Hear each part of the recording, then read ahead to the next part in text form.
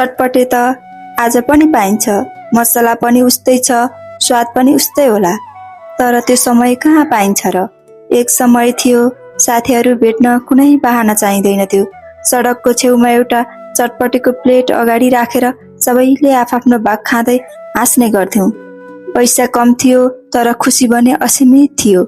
आज समय बदलियो, कोही विदेश पुगे, कोही आफ्नै जिम्मेवारीमा हराए, कोही समयसँगै टाढिँदै गए। हिजो एउटा ठाउँमा बसेर घन्टौं हाँस्ने साथीहरू आज एउटै फोटो र पुराना सम्झनामा मात्र भेटिन्छन्। आज चटपटे खान्छु तर स्वादभन्दा पहिले साथीहरूको याद आउँछ।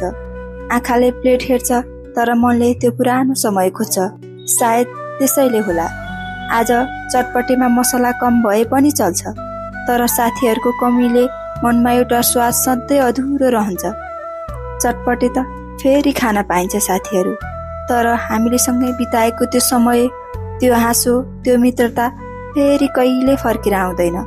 समय बित्छ, साथीहरू टाढिन्छन्, तर सम्झनाहरू कहिले बुढा हुँदैनन्।